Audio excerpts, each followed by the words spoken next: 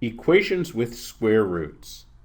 The test sometimes gives us an equation to solve involving the square root. In such an equation, the variable will appear under the radical.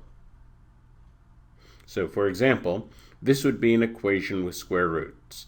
Square root of x plus 3 equals x minus 3. We'll solve this one later in the video. So this is the type of equation we'll be talking about in this lesson. Certainly, we undo a square root by squaring, and we are always allowed to square both sides.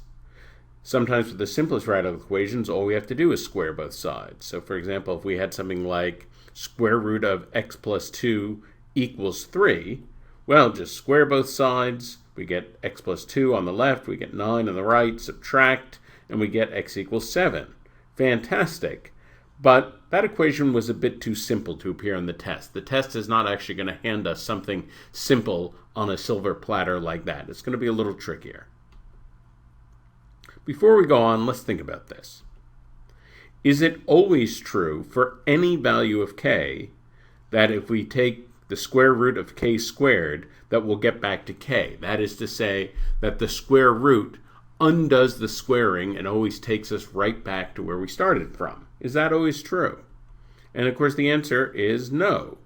The equation is true for positive numbers and for 0, but not for negative values of k. For example, if k equals negative 4, then of course when we square it, we'll get positive 16. Negative 4 squared is positive 16. And when we take a square root of 16, we get 4.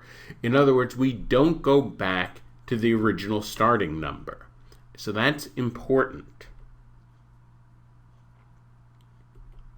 This suggests we may run into some kinds of problems when negative values arise. So this is on our radar. What happens when we get negative values, in particular when the thing under the radical is negative? We have to pay attention to this. It turns out that in radical equations we have to be aware of extraneous roots. When we do all of our algebra correctly, including squaring both sides of the equation, the algebra can lead to answers that don't actually work in the original equation. These are extraneous roots. So I want to emphasize this is not about making a mistake. In other words, even if we do all the algebra correctly, just by virtue of the fact that we square, we produce extra roots, extraneous roots that are not ones that actually solve the original equation. It's important to understand extraneous roots will arise in a radical equation even if you do all the algebra correctly. Now we can look at the equation we had at the beginning. So here's the equation from the beginning. So of course what we'll do is we'll square both sides. Of course that binomial squared on the right side, we FOIL that out to x squared minus 6x plus 9. You may remember the pattern for the square of a difference. Then we'll gather everything on one side, so we get a quadratic equal to 0. We'll factor that. It's very easy to factor. And we get two roots, 1 and 6. Now normally with algebra you'd think, okay, we must be done. We found the value of x. But with radical equations we have to be careful. Do we know that both of these roots work? Maybe they both do, or maybe one of them is an extraneous root. So we have to check our answers. We have to check each answer we found to make sure they work. Because right now, just looking at them, 1 and 6, we don't know. Are those both true roots? Are they both extraneous roots? Do they work in the original equation? The only way we find out is by plugging them in. So here's the original equation. Here are the roots that we found from the algebra. So first of all, we're going to check the first one, x equals 1. Plug it into the left side. We get square root of 1 plus 3, square root of 4, which is 2. Plug it into the right side. We get 1 minus 3, which is negative 2. So the two sides of the equation are not equal. One side equals 2, one side equals negative 2. So this root doesn't work. Now we'll check the other one. Plug it into the left side. We get square root of 6 plus 3, of course that's 9. Square root of 9 is 3. On the other side we get 6 minus 3, which is also 3. The two sides work. So that one does legitimately work, and it does solve the problem. So this equation has one solution that works, x equals 6.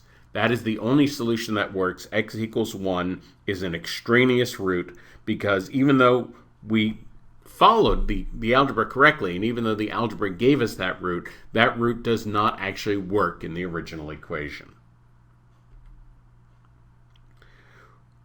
We need to square both sides to undo the radical, but this very act can produce extraneous roots. If we get a quadratic after squaring, which is common on the test, the algebra will lead to two roots. Sometimes both roots work. Sometimes one root works and one is extraneous. Sometimes both are extraneous and the equation has no solution. So here's a practice problem. Pause the video and then we'll talk about this.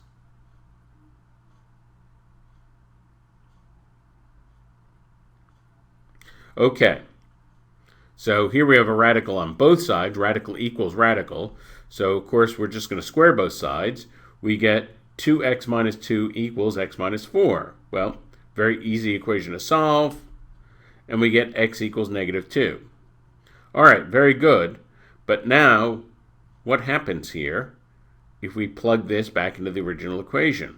When we plug this in, this results in the square root of a negative on both sides. So we get the square root of negative 6. And square root of negative 6 is something outside the real number system. It does not live anywhere on the number line. So we can't do math with that. That is just, for our purposes, that is just an error. And this equation has no solution. Finally, keep in mind that we should square both sides only when the radical is by itself on one side of the equation. If the radical appears with other terms on one side, we'll have to isolate the radical on one side before it would make sense to square both sides. So here's a practice problem. Pause the video and then we'll talk about this. Okay, so we do not have the radical by itself. So the very first thing we have to do is subtract that 2 from both sides. So we get the radical, 4 minus 3x equals x minus 2. Now we can square both sides.